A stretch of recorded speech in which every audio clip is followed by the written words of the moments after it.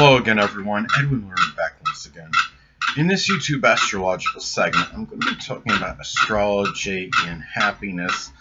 And the thing about astrology and happiness, I mean, there's certain things you could look at as far as the basics go in terms of a person, whether they're expressing more of a happy nature as opposed to a more melancholy or negative or pessimistic outlook or nature. This could be, you look at the basic, as far as the chart appearance, I mean, is one thing you can look at. Now, people that have, say they have preponderance of planets on the top half of their chart, can be more positive or often more positive people than negative. It can result and manifest in being happier people as opposed to negative. And also, I mean, if you look at the major astrological energy, and what I refer to as the major astrological energy are the 10 planets, the ascendant and midheaven.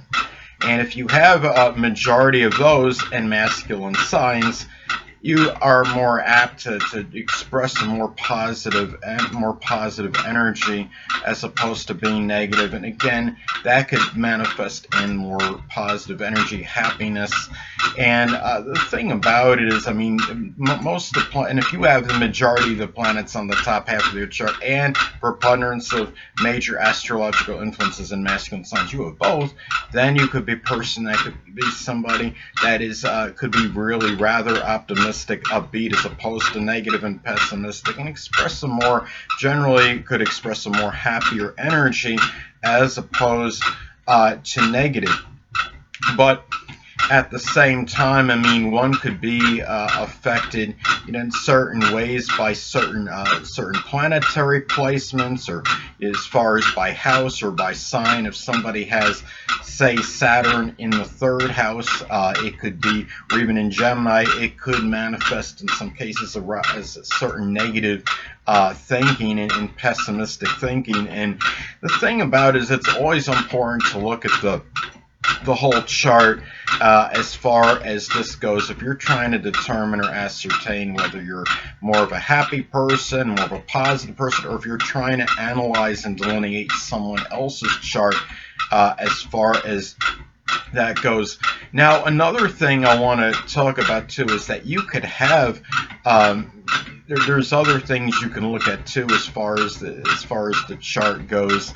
And I mean, as far as just general planetary energy, I mean, if you have the air signs collectively, to me, seem to be, I believe they are known to be the more cheerful, amiable group as far as any of when you look at all the different elements, I mean, in astrology for the signs, I mean, you're talking about earth, fire, water, and air. The air signs collectively, to me, are the most cheerful on average, are the most buoyant. They're the ones that are the most amiable and amicable of all the signs, of all the elements, the groups of elements in astrology.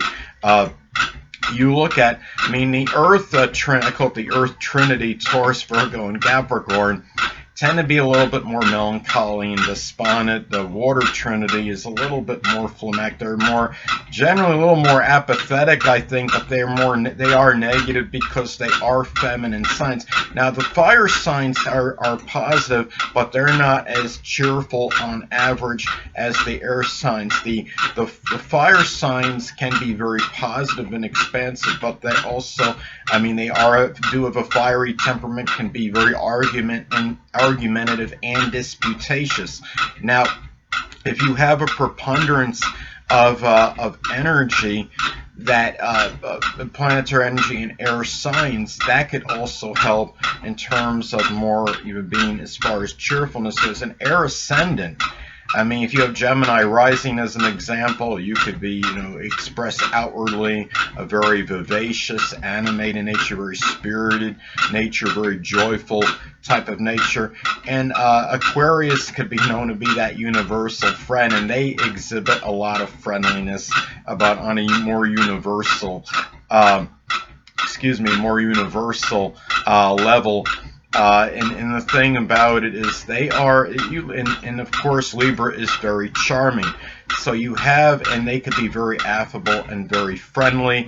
They are people, the air signs are the ones that often have a lot of these ideas. Libra is often very active on intellectually.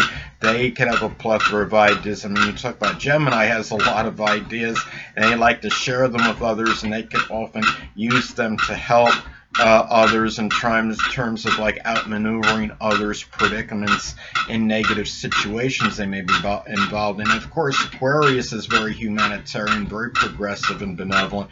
They're often the ones that will give selflessly to others and even try to, in order to help others that might be going through a negative period.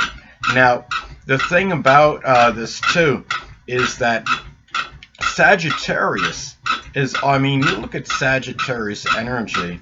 Sagittarius, of course, they're arguably the most optimistic of the zodiac signs. I refer to them as the incorrigible optimists. Being ruled by Jupiter, they're very benign, very benevolent. And Sagittarius is about really, they will take, the most despondent group of people, and they could really have the best opportunity to elevate those people's spirits. Sagittarius generally doesn't like to be around people that are overly melancholy and despondent. But the thing about because it might rub off on them, and they don't want their mood to turn into something negative as a result of being around negative people. Sagittarius is often very smart, and they generally like to surround themselves with negative around positive people.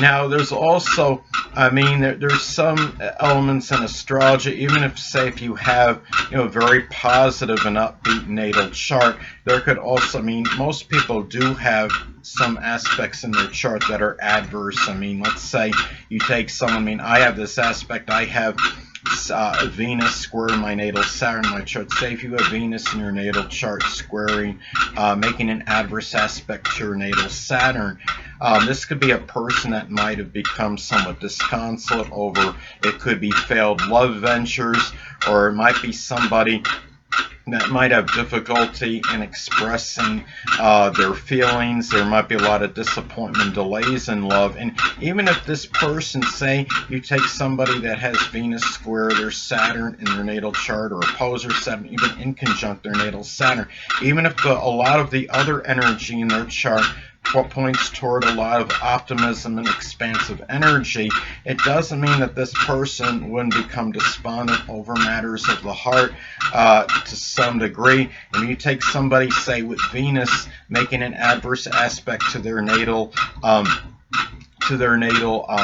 Neptune, it could be a person that might have become delusional over love, and it might have caused some sorrow with them. You don't necessarily have to have Saturn involved to have certain disappointments in situations. Now, I think like with me, I have my Venus, again, more specifically, I have my Venus in Leo squaring my natal Saturn in Taurus. I think a lot of that Venus and Leo might have been manifesting, maybe having very grandiose expectations for those people that maybe I may have loved, and maybe I expected them to be more magnanimous and more generous and show fierce loyalty and love with this ferocity, more like Leo, and like a Leo would. I think a lot of that is where, I have the long, and that is where I might have experienced some disappointments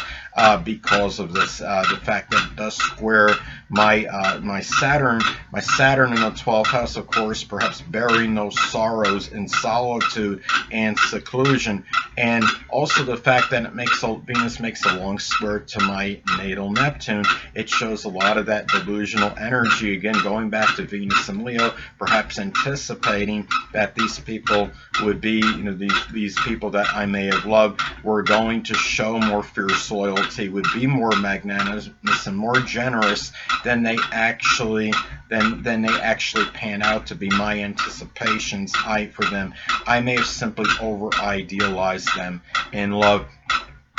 But some other things too, and I'll talk about some aspects. And another thing I want to talk about on the other side of the coin. Hold on a moment, people.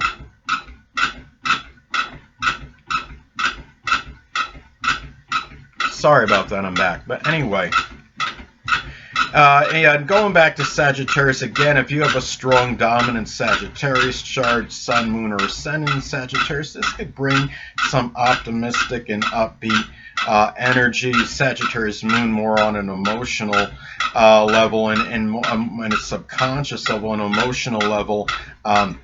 As well, Moon in Sagittarius might experience a lot of enthusiastic, exuberant, like emotional energy, and very jocular energy as well. And in their responses, I mean, Moon could be about our responses, and it really, as far as the responsive energy goes, such that is very humorous and very jocular. And of course, the Sun is more on a conscious level. The Ascendant is expressing this exuberant, this very jocular, happy energy more outwardly. Now, the thing about that is too, going with, I mean, the Sagittarius energy against Sun, Moon, or Ascendant in Sag. If you have your chart, say if you have your chart signature in Sagittarius, you could express a lot of buoyant energy as well. But also, two planets to look at as well. As far as astrology goes and happiness, I talked about a lot of the signs that are very cheerful, very happy. You look at the planets, Venus and Jupiter, I would say would be the ones that would be more tied into happiness.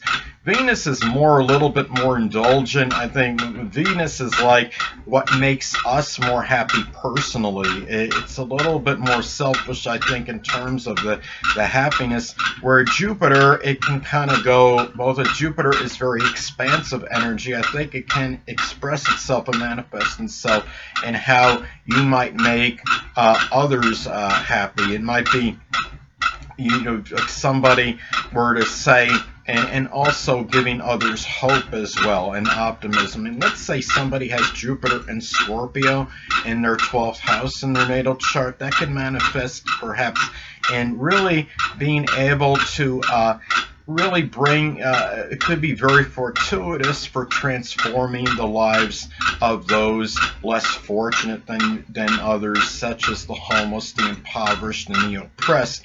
And it might be also by bringing them some goodwill and maybe even some happiness in the process by doing so. I mean, this is something too. I mean, you look at this energy. I mean, somebody as Jupiter in Aquarius could be very fortuitous for innovation and for doing in things of a humanitarian like nature and selflessness.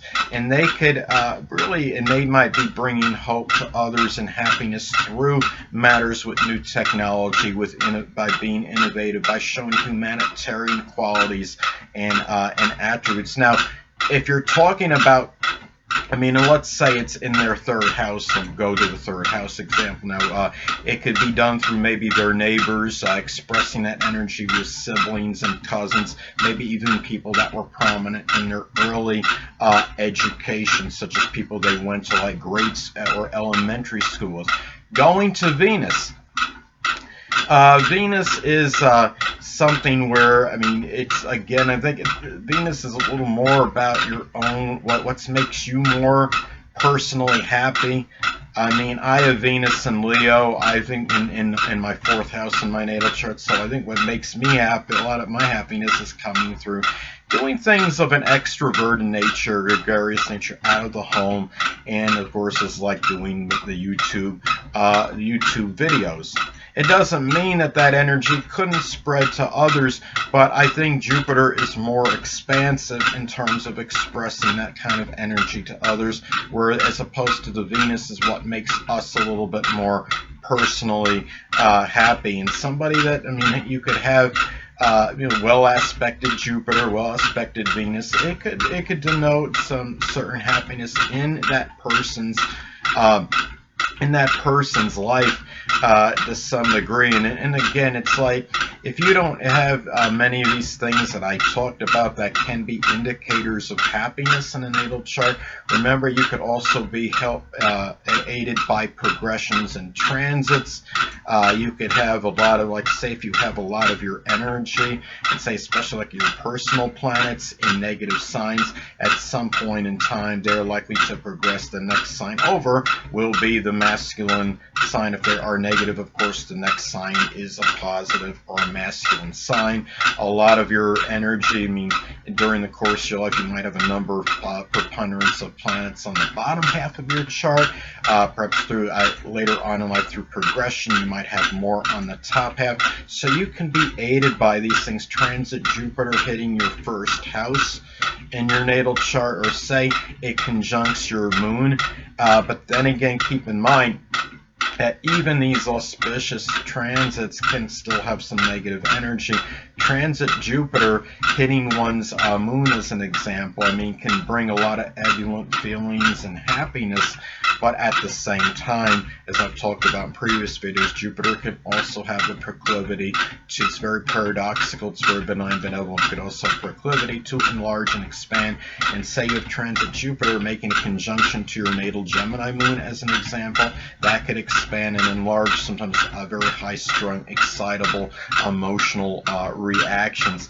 So it's not always, and maybe even some nervous energy on a subconscious level, or some nervousness, high-strung and subconscious level, perhaps. So, and even restlessness. So, anyway, people, that's pretty much what I wanted to get at as far as astrology and happiness goes. Well, anyway, people, this is Edwin Learnard, and until next time, people, stay well.